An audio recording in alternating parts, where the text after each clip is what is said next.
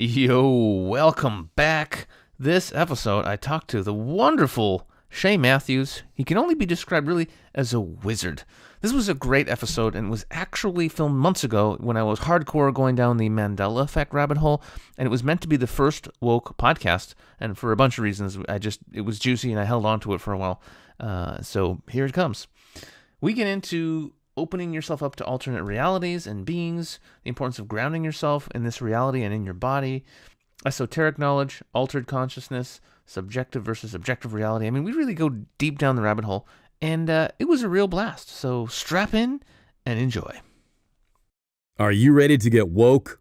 Welcome to the Woke as podcast with your host, Alex Lazarev. So we're having a powerful conversation about a lot of different things, but I was saying that if you're a human being and you want to get some level of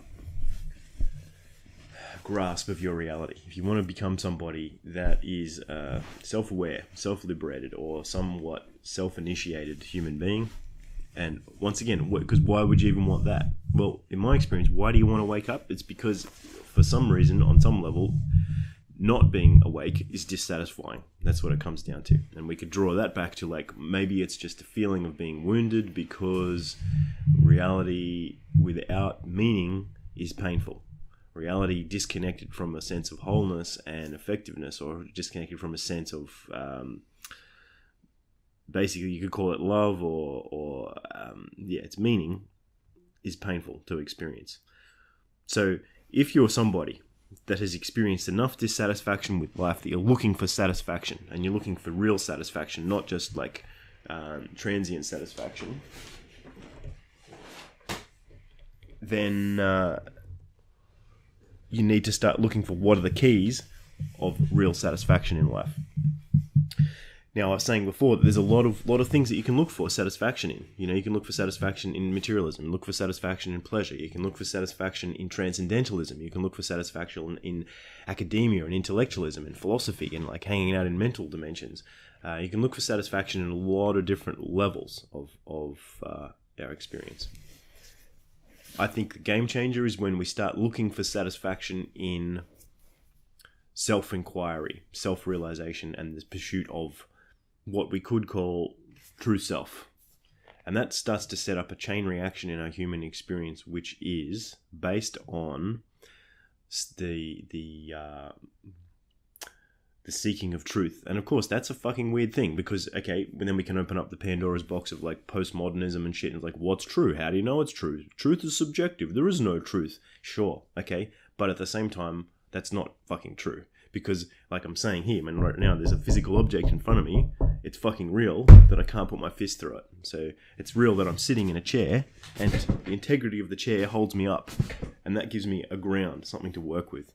Now, I can speculate about fucking aliens and dimensions or like demons or like, you know, manipulative fucking hierarchies, and I can go off into all kinds of like realities. And there's also, I can go into like quite deep, powerful explorations into aspects of reality. So, for example, I mean, and humans do this all the time. I could go into a very specialized niche of understanding a kind of form of knowledge. I could become a mathematician and understand very high-level fucking physics and shit. Or I could become somebody that's a specialist in, like, some form of esoteric knowledge, which is about, like, creating some healing effect or magical effect or whatever. And the world is so fucking rich. The reality that we live in is so fucking rich that it's all here for us. And if you want to, whatever you want to learn about, there's always going to be stuff to learn. But the important thing, in my opinion, is we need to get grounded. We need to get grounded into the simplicity of reality first, and we need to come home to a place that gives us a reference point.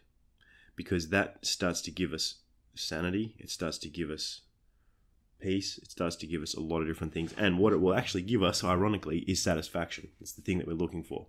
And as we start to enter back into reality as it is, then things become a lot simpler, and we can let go of all these like extraordinary fucking realities and ideas and stuff, because you don't need them anymore. They're just fucking excess baggage. that in many ways I believe are probably compensatory structures of thinking and feeling and engaging with reality that come from the dissatisfaction that we're not actually grounded in reality, in the simple fucking reality of what's going on. So it's this thing where, like, if we are looking for something outside of ourselves, and it's such a cliche, but if we're looking for something outside of ourselves, then we'll never really be satisfied. So coming back home is incredibly important, and getting back into some fundamentals of what really makes you able to navigate the truth. Because, I mean, like, as we know, especially with the fucking internet these days and stuff, it's just such a fucking, like, it's such a maze. I mean, this is a maze. It's like like, for example, we've been tripping out about the Mandela effect this week and going into that kind of rabbit hole. And, is it true? Is it not true? How much of it's true? How do you know it's true? Whose opinion's right? Whose opinion's not right? Is it a good thing? Is it a bad thing? I mean, is it fucking quantum effect? Is it extra dimensional effect? Is it spiritual effect? Is it psychological effect? Is it all those things? Something, none of those things. Like, it could be any of those things. And I think what is important is that we get back into contact with our critical faculty of really coming into the basics, coming back into the ground of who we are, and using our capacity to think and our capacity to be able to understand things as our greatest fucking weapon of truth. Because in some sense, there's no 100% verifiable, static, like, external truth that we can put in a wheelbarrow and go, that's the fucking truth. But there are certain tendencies and principles and repeatable things and elements of our reality that are a very powerful foundation to operate from. And I think that gives us a kind of sanity. And what comes to my mind when I say that is just kind of like, you look at some of these old traditions, you look at Zen traditions, you look at yoga traditions, you look at, like, a lot of these ancient mystical traditions, they have a lot of trippy shit in them, but in a way, they're just pointing to something really fucking simple. Really simple. Probably so fucking simple that it's painful for people to do it. And therefore, people want to go off into fantasy land. People want to deal with fucking all these extraordinary things because it makes them feel that it's more significant or it's more special or whatever. And therefore, when they're off looking for things outside of themselves, they're looking for things in all these fantastical, like, explorations of thinking and feeling and stuff. They're missing reality. They're missing what they really need to do, which is to get back into their bodies, to get back into the basics. And I think that's, like I said before, that's one of our greatest fucking weapons, if not the ultimate weapon against our own delusion and the potential delusions that we can fall into and be manipulated by when other people can take us away from our sense of reality, our sense of being grounded, our sense of being, like, real inside of ourselves. Yeah, so I think that's a very, very important part of setting up the journey of evolution inside of yourself. After you, now I talked about this before, and I think it is a really important point. And it's interesting. A lot of things have been triggered in my mind as well because of the Mandela effect and looking at a lot of different opinions and stuff, and remembering, like, that. I mean, I went through this a lot. I went through this kind of phase of insanity. Basically, it went for fucking years. Like, it was probably like 2+ years where I was so intensely fucking engaged with all the new age stuff, and the thing why it was so important to me is because it, in a way, it was a kind of a medicine. It was a kind of a pendulum swing away from what I'd had before. Because what I'd had before, I found the new age stuff was kind of a meaningless existence. It didn't make sense, and I was just numbing myself with the fucking the fucking symbols of culture or whatever it was. And in many ways, I was just deeply unsatisfied yet again. So to all of a sudden have this whole world open up of, like, other ideas and other experiences, and that shit's real. It's fucking real. That's part of the trippy thing, is that our perception has such a powerful mechanism within it that when we seek to find new information and we seek to find new definitions of reality and we seek to explore what reality really is, we can find a lot of really fucking trippy evidence. So, for example, I would walk around and I would be in nature, and I would, like, experience nature spirits. I would experience interactions with nature and nature spirits. Is that because it was true? Or is that because I was creating it? Or is that because of a blend of something between, where my subjective adjustment of being open to the possibility allowed some kind of, reality crossover, or a more open sense of reality to bleed into my reality so I could engage with that? I don't know. All I know was when I believed it and I acted as if it was real, and I was available for those experiences, then they started to become real. And that was cool. So that was one little thing that I went through, And then, I went through phases where, believing in a lot of like alien stuff too. And same thing, like started to have like extra dimensional fucking alien influences and synchronicities, and like things became very real on those levels. And I would find myself around people that had very trippy experiences. I remember especially in those days, one of the people that was close to me, like my sister, for example, she had all kinds of trippy experiences. Like she was seeing physical light beings that she could take photos of and stuff, like have physical verifiable evidence of these things happening. And she could see them, and I couldn't see them, but she could capture them. And I've got videos of things popping out of nowhere and stuff in her presence.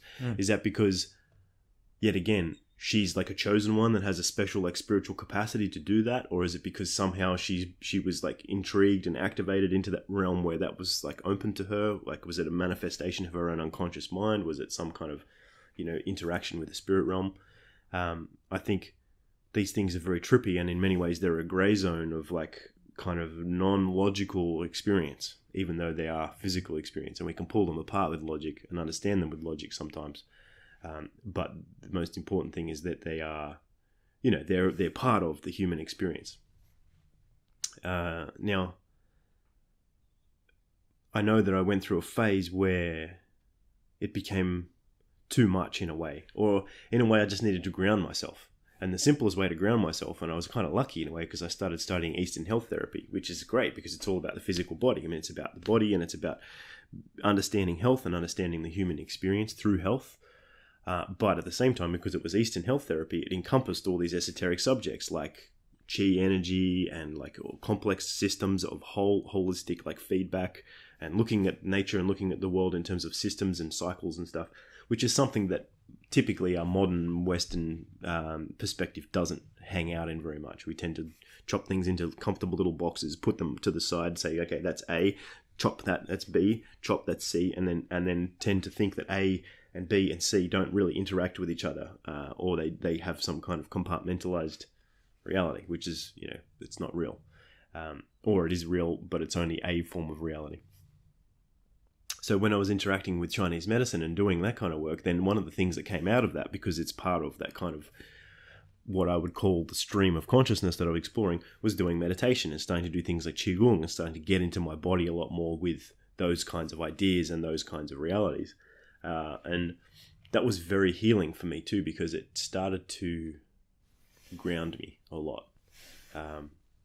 Started to make life a lot easier for me to understand, because I could come back to the simplicity of trusting my body and trusting where I was at the time. And I think once again that's very important, because otherwise it's very easy to get lost. And I guess what it kind of opened up for me is this kind of paradox as well, where I was really exploring, and I still am to a degree, I was really exploring like, what is the power of perception to project our reality? What is the power of perception to change our reality tunnel? And I mean, like I've experienced it myself. I mean, if I go into a very materialistic state of mind and I'm hanging around materialistic people and my whole aims and values are all about materialism, I just look at the world in terms of resources and money and projects and goals, and I look at the world in terms of systems and outcomes and stuff. And that's totally fucking valid. And there's a lot of people who hang out in that place, and big chunks of our society are built on that. I know that if I hung out in a place where I believed that, the world was full of like, the world's a multidimensional place, and I could, like I said, interact with nature as if it was a conscious living thing with other entities that are living inside of it that I can have experiences with, and I'm in a kind of a soup of spiritual reality, shamanic kind of dimensions, then that became my reality. I started to have those experiences. There was undeniable evidence and feedback that was true. And I would find people and synchronicities and experiences that would take me into those places. Or I'd just have so many fucking magical experiences with the land or with people or with events that were taking place that were leading me on a journey that was in that kind of direction. So I found it very fascinating to look at, like, what is this mechanism of consciousness that's navigating through this. And yet again, one of the most powerful things that I came across in that journey, and it's not a be-all and end-all, but it was a very powerful thing to come across, was the philosophy and practice of chaos magic, which was a school of esoteric knowledge that came out of the 70s from a group of people that, yet again, were kind of sick of the fucking soup of bullshit. And they wanted to know what's fucking real, what's effective, how can we boil this shit down, how can we get to the core principles of what really makes stuff work. And it was very healing for me. Yet again, I mean, in my early 20s, I started reading, books like Liebernoll and Psychonaut and Condensed Chaos and different like books that were really useful for my perspective in that time. And it kind of took me away from becoming what at that time I would call a gullible, fluffy bunny New Ager, because I'd done a lot of that sort of stuff. And it was almost like I went into this, like, it's like how Christians become Satanists. So I'd kind of become like the opposite of New Age all of a sudden. I was like, yeah, fuck that shit. Like, fuck fluffy ideas and channeling and fucking multidimensional fucking like alien consciousness and shit. It's like, it's all just fucking extreme projections of stuff.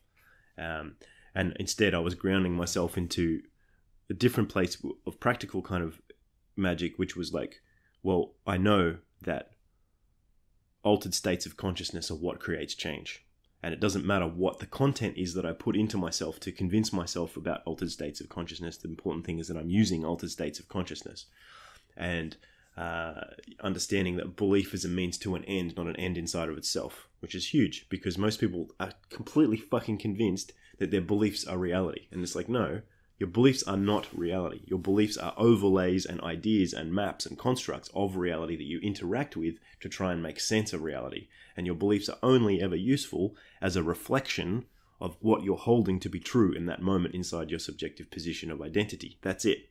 That's fucking reality from a magical perspective. And if you want to be a powerful magician, then work out how to adjust and create different belief sets that allow for different means to create different ends. And then recognize that as you adjust the means to affect the ends, then you can just as quickly adjust the means again to create different ends. So there's always a constantly moving relationship of subject and object, or consciousness and belief. And the trippy thing about that is, as I went down that rabbit hole and I started to explore that more and more, I would have direct experiences that objective reality wasn't really objective reality. It was somewhat of a subjective soup that had enough dependability to be experienced as objective, yet at the same time was malleable enough to basically reflect and come into my world in a way that was very reflective of my projections.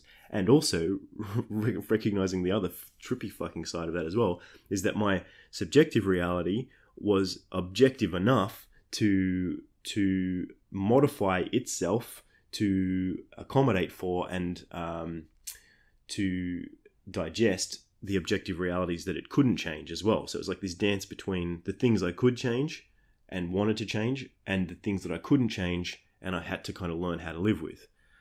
So dancing in that paradox is a very big part of learning how to ground myself yet again. And also recognizing that I believe anyway that's a malleable dynamic, in the sense that what you can change and what you need to accept as unchangeable changes as your circle of influence increases, as your level of resources change, as your capacity and intelligence changes, as the insights and the evolution that you go through changes. So what was changeable and what was unchangeable 10 years ago is very different from what's changeable and unchangeable for me now, in many different ways. So exploring reality from those kinds of perspectives is very, very powerful and very useful. And I think one of the things, and it's something that I would really like to bring back in myself, and also to give more out into the world, is that, like, I really find and I appreciate the work of things like chaos magic. And it's not just chaos magic, but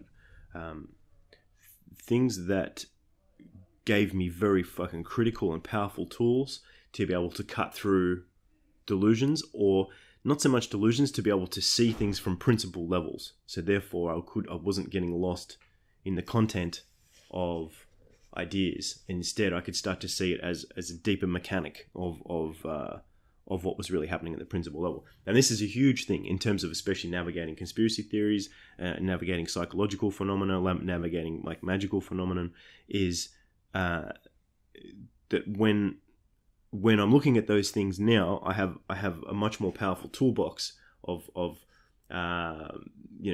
surgical tools that I can like look at things and cut them apart and say like, is it true? Is it not true? And what if? And let's look at it from multiple perspectives. And does it abide by certain principles that I know exist across multiple planes of reference? Because if something's true, in my opinion, it should be able to be explained and referenced and reflected across multiple levels of understanding. So that's one of the things that I look for when I'm looking for a truth is, does this thing play out to be true across multiple levels?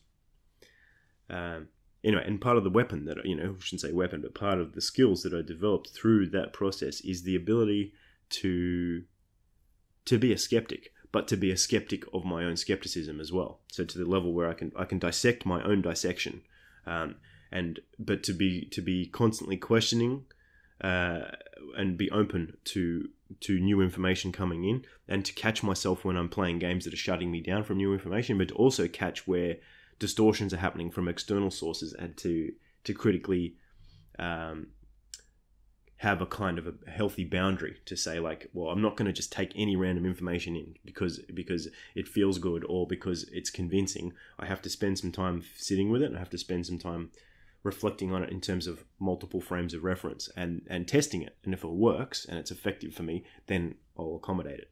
I'll hold it.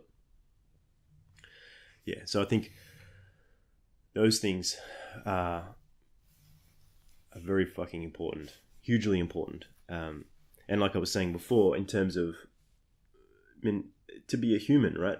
It's such a big thing, because to be a human is such a unique opportunity for so many different reasons. But even just from the very interesting level that we're the only species on the planet that has culture.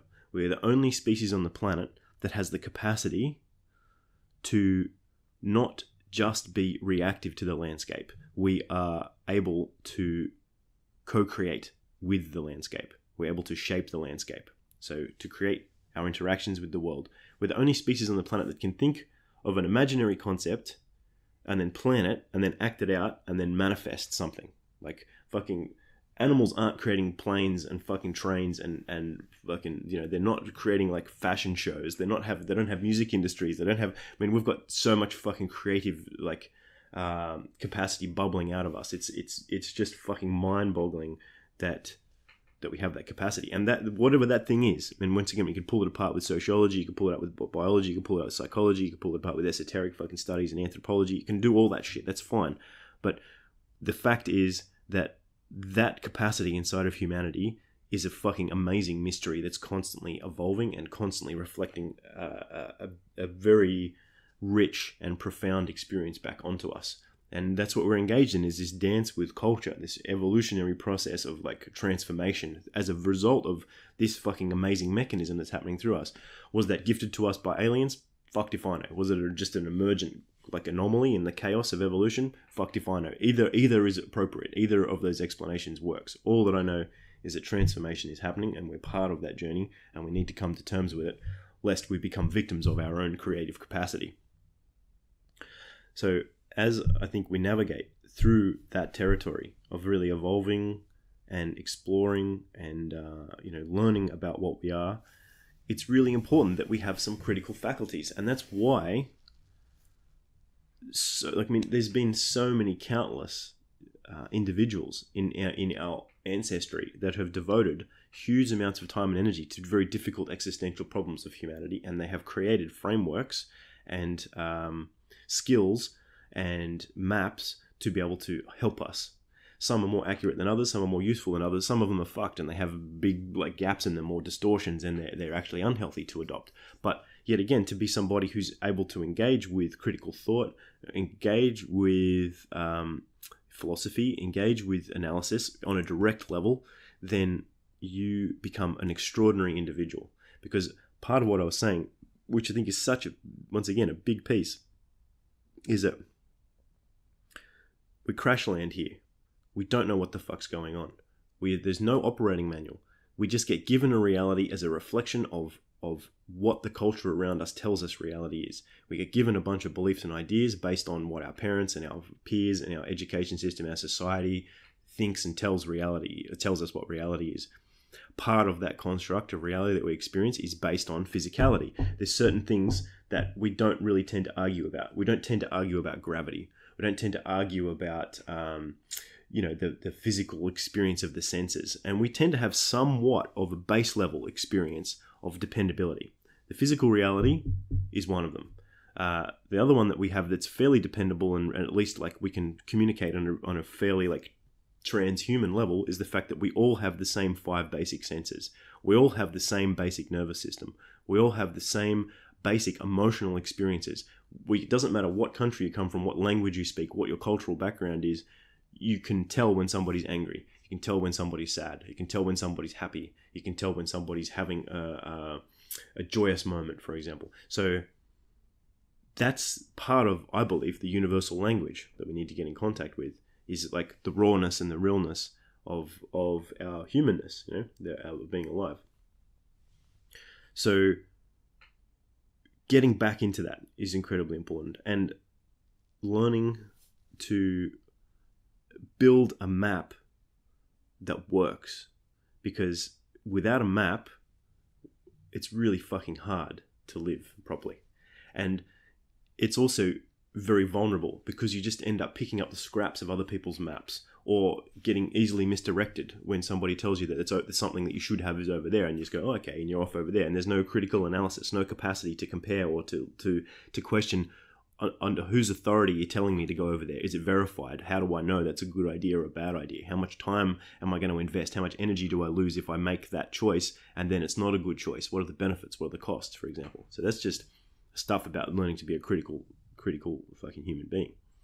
Now, as we get in contact with ourself, and that's an interesting concept as well. I mean, this concept of self, as we get in contact with what I would call like a ground of being that is honest and dependable and effective, that's what it would call like a true self. So as we get in contact with our true self and our ability to navigate with our true self, then there is a kind of powerful evolutionary process that we're part of. We kind of get swept into this current of this powerful evolutionary process. And once again, it's this paradox because it's simultaneously very fucking mystical and very magical and very trippy, and strange fucking things happen all the time. At the same time, it's really fucking basic. It really is so basic because it is here right now, and it's like it's just being fucking present to what is and being alive. And it means eating and sleeping and shitting. It means like fucking means doing basic fucking things that are human and animal parts of our experience. So I think as we learn to ground ourselves, as we learn to start to build like a map that works, and we start to build the faculties of knowing how to create maps, then there is a huge relief and a kind of a transformation that happens inside of the body. I think like a kind of like the nervous system starts to relax. And as the nervous system starts to relax, the biology starts to relax, the neurochemistry starts to change, the way in which our bodies like reflect into reality, and the kinds of choices that we make, the kinds of things that we create, the kinds of relationships we have, the kinds of impact that we have on people, the kinds of things that we are impacted by in the environment start to change. We become like, once again, it sounds kind of cheesy, but we tend to become more sensitive. We tend to become but at the same time, more resilient. So it's like a paradox. We become more sensitive, yet more resilient. We become more capable of navigating with intention, yet also more capable of being intuitively led and open to possibilities. And it's like finding this beautiful spot of like balanced mind, balanced being that is half co-creative and active, what you could call like a masculine aspect, and it's half submissive and receptive and intuitive, so what you could call like a feminine aspect. And once again, it's all like using fucking words is like so annoying because words are just so fucking limited in their reality, as opposed to like direct experience of the technology of what our being is really pointing towards. But it's all we've got, unfortunately. And in many ways, words are fucking cool too, because they are magical containers for reality codes, for changing reality and for manipulating reality and sharing reality and activating different aspects of our reality experience. So as we ground ourselves and we start to learn how to be satisfied, and we start to learn how to use critical tools of analyzing and creating and working with reality, then we can get busy living rather than get busy thinking about living, or get busy defending our ideas of what living is or isn't. And once again, I feel like life becomes a lot fucking easier because there's not as much of a need to obsess about something, or to prove anything, or to be significant, or to gain anything. It's much more of a direct engagement of relationship as it is. Yeah, so I think that is, once again, very, very fucking important. And there's more I want to say, but I can't really think of what to say right now. It's like you're talking to me directly, because I think I got into all these higher level sort of, spiritual experiences and thoughts and dimensions, but without really grounding myself in daily, normal, just being in the present moment stuff, like really basic stuff. So, and that's why that's why sometimes I'm all over the place and I'm like, oh my God, what the fuck's going on? Because I don't have that. It's like I've gone to level fucking, 8, but like the level 1 shit, I'm still so on. It's like, dude. So this is why I've noticed when I just start doing yoga every day, after a few weeks, I'm like, whoa, I'm shifting. I'm just, whoa, I'm in a different place. Or even just breathing, or even when I was doing, for a couple of weeks, I did 3 10-minute meditations every day, completely started changing my frequency. It was insane. But that's great basic shit. That's you do that before you have a fucking conversation with entities from other planets, or a direct experience of God or oneness with all. You're supposed to have your basic shit together so you're grounded in human reality.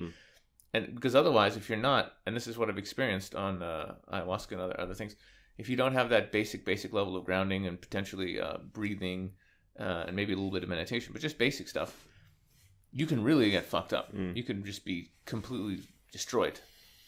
And so it's important to just get that basic shit down. Just this is why Eckhart Tolle is so good, because he's really focusing on one thing, being present in the moment, which is the first step of anything. It has to be that. If you don't have that, you can't do anything. There is no other levels you should be working on other than that. That's like level 1. And when you're living level 1 and you're present in the moment all the time, that is the greatest spiritual practice. And from there you can go on to all this other stuff, whether it be exercise or yoga or changing other habits, reading certain books, going on retreat, whatever it is you got to do, great.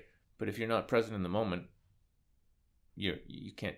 You're sabotaging yourself. If you don't have that grounding, you're sabotaging yourself from doing anything else. And I've had this message sent to me many times before.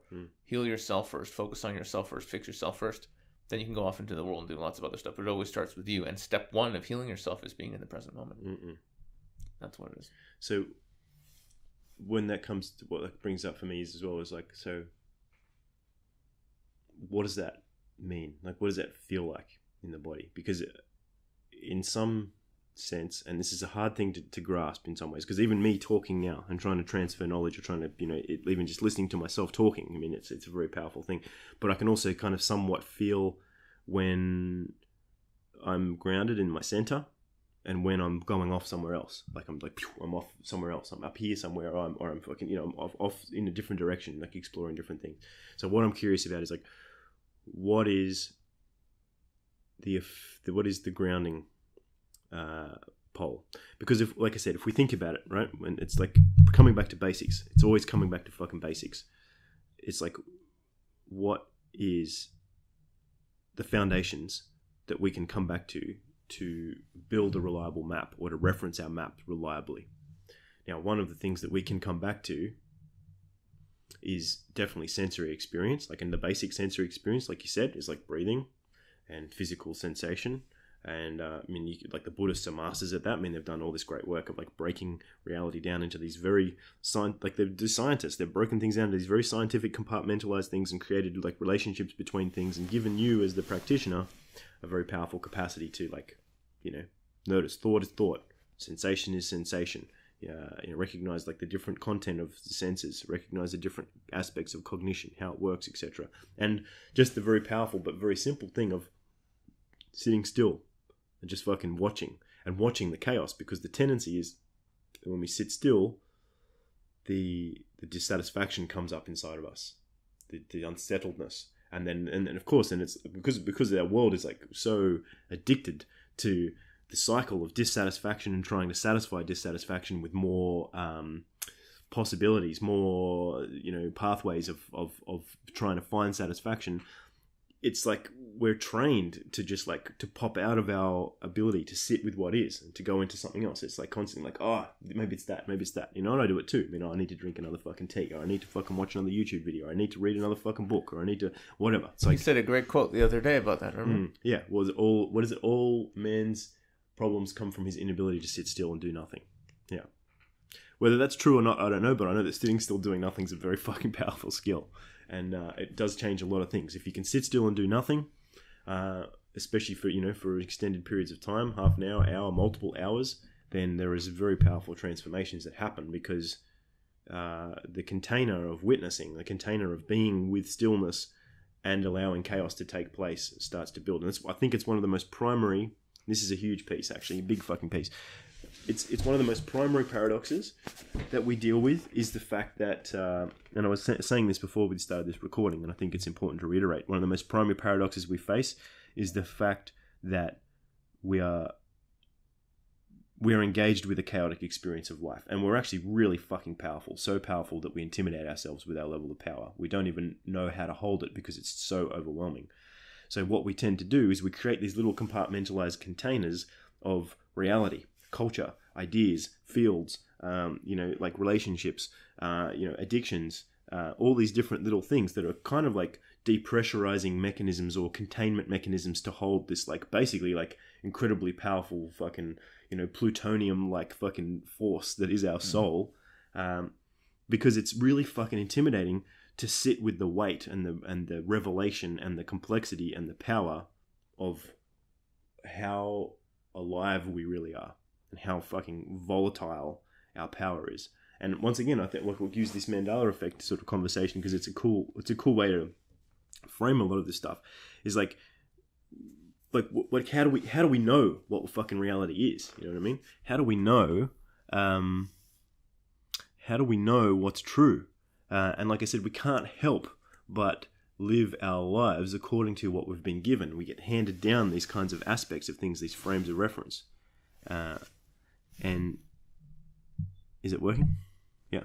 So we get handed down these kinds of frames of reference from the past, and we create our cultural constructs out of that constantly, and it's pretty rare that we really start to question that. It's rare for individuals to start to question that. Why? Because it's fucking uncomfortable. It's uncomfortable to look at your frames of reference. It's uncomfortable to look under the hood of your reality and start to really question things. And I mean, it's been something that's really fucking pissed me off for a long time. From when I first started getting into this stuff, and maybe I've been a unique individual for various forms because I've always been a somewhat deconstructive, critical thinker. I've always looked at things from multiple perspectives and questioned why or what or how.